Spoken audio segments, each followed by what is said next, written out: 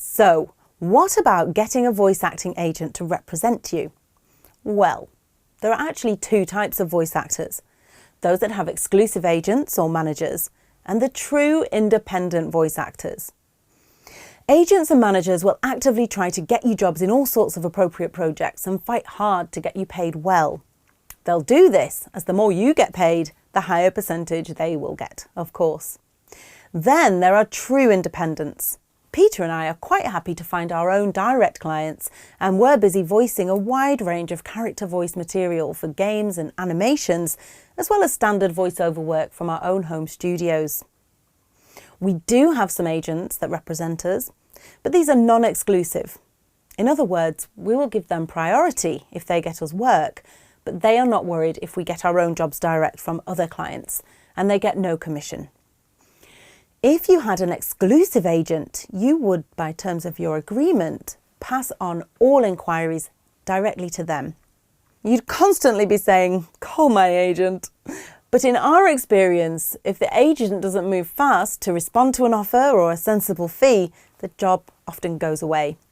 So for us, independent voice actor is the way to go. But it's up to you. You could be an established stage actor with an agent already. So you need to ask if they can also represent you for voice work. But they may not want to get into that world. You'll just have to ask them. So how do you get a part to play in a big video game like Grand Theft Auto, Call of Duty, Battlefield series and so on?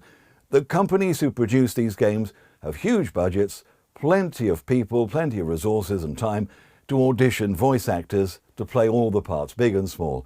They'll extremely rarely book a voice actor off a showreel that's just been sent and will send you the script to just get on with it, unless it's an extremely small part. The world of the major video game is as big, if not bigger, than the global movie industry. They'll usually hire via specialized agents and not contact voice actors direct. And the job will usually mean strict direction in the studio, usually in Los Angeles or London, line by line, by experienced directors who really know their stuff. Recording usually takes days or weeks of intense work to get things right. Now, for this high-end work, it's very unlikely you could go from complete novice to getting a gig on a huge, big game. Established actors would find it a slightly easier route, as they may well have good agents who already have good contacts in the game world.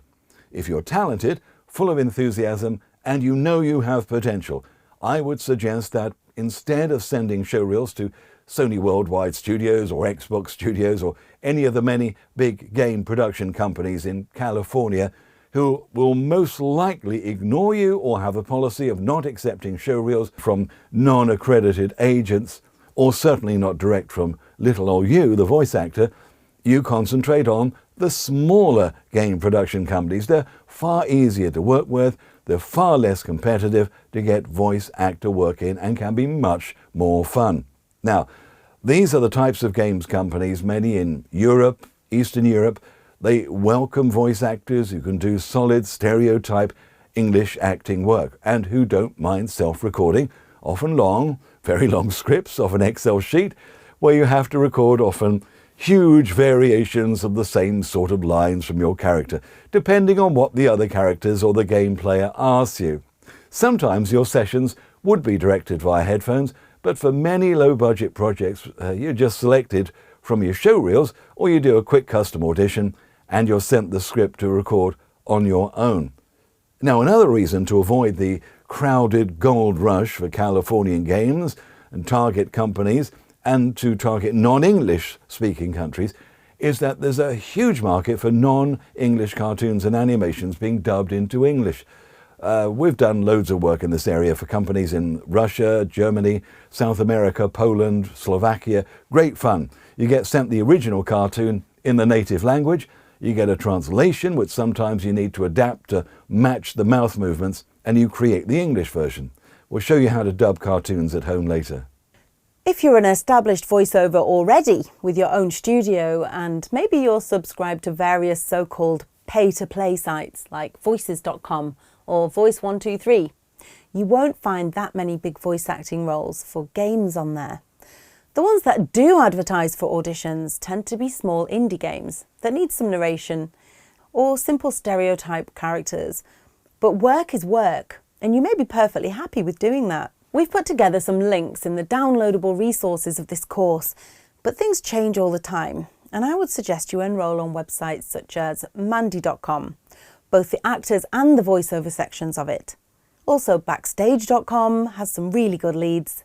But simply Googling animation voice casting directors or game casting directors will help you identify who are the main players in the game. And then try and seek these people out on social media. In fact, there are many game production companies who look out for talented voice actors by posting things on Twitter and so on. So follow these companies.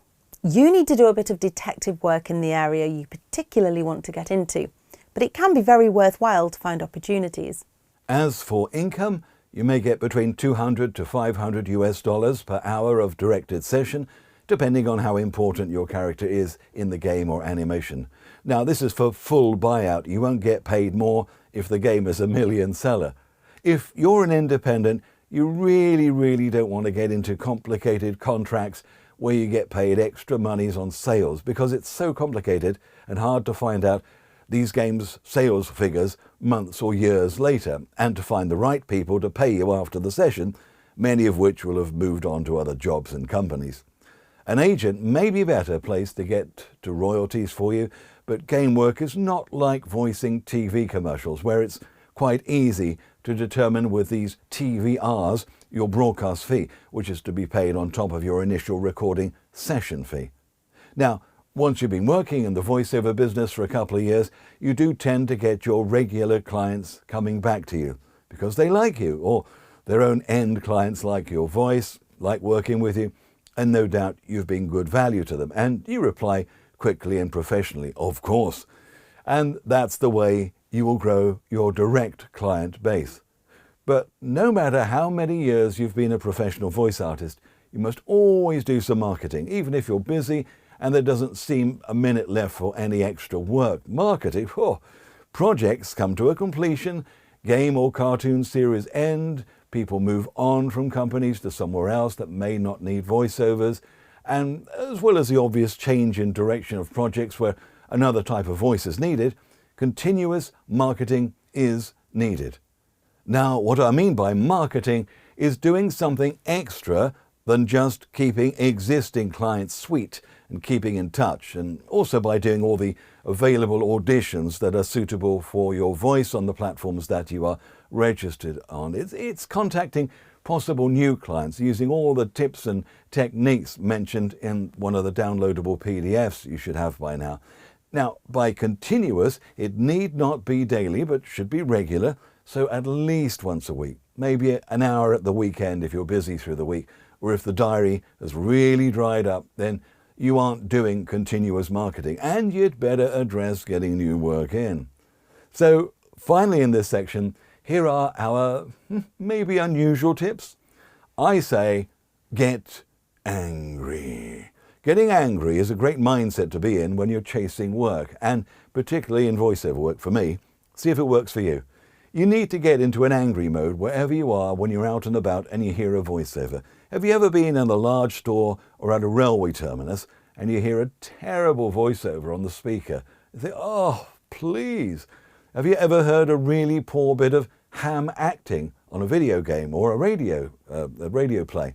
Have you ever experienced such poor diction on a radio or TV commercial you actually have no idea what the product name is because it was said so sloppily? Of course you have. We all have. But did you do anything about it? This is where you need to get angry with the choice of the voiceover. You get fired up to do something about it. It makes you market yourself stronger. So get angry and think, I can do better than them. I should have got that job. The next step is to make a list of companies who regularly use voiceovers. Don't waste your time targeting companies who don't need them that often or have a deal with an exclusive agency. If you subscribe to mandy.com or voices.com, for example, they give you the actual company name of the person who's posting every voiceover job. In fact, on mandy.com, At the end of each week, they'll even send you an email for the companies who actually view your profile without even asking you to audition for anything. I always write down these names, even if I'm not auditioning for that particular job. If I do audition for that job, I don't make use of that name to pester them. That's really bad form. If you don't get the audition, don't worry about it. But you know that particular company or individual wanted a voiceover at that time, and they might in the future. So I note all these company names down on a clipboard, and then a month after the job has passed, assuming I didn't get the job and I'm not in contact with them directly, I then get in touch and offer my services. And the next thing I would say is to regularly update your show reels. This sounds so obvious, doesn't it? But so many of us get complacent and don't even bother listening to them months or even years after we've made them. Over time, we all improve and change our voices and create new character voices and change our opinion on things. So listen back to your show reels and really have a good critical ear, especially as time has gone by since you recorded them, and refresh them. Finally, as they say, don't hide your light under a bushel. If you've been working with a client for one type of work, make sure they know about your other strings to your bow. For example, I had been doing promo narrations for a game company for years, and they never, ever considered me for any acting parts simply because they didn't know I could do any of this acting stuff. They thought I was just the promo voiceover guy. Then recently the client contacted me because he'd heard me on another game by a competitor and knew it was my voice and realized I could do serious and silly voices as well as the deep voice narration stuff. So even if you think you know your clients well, make sure they know about all the different things you can do, or even extra services like dubbing or in-vision presentation and so on. Everybody can learn a lot by networking with people who are already doing the work, connecting via voiceover conferences, virtual and real, social media, or direct messaging can give you a great insight into the various projects out there. And here in the voiceover community, we all help each other. Coming up soon, the first of 2 sections where we chat to successful existing voice artists from their voice booths and we ask them for their top tips.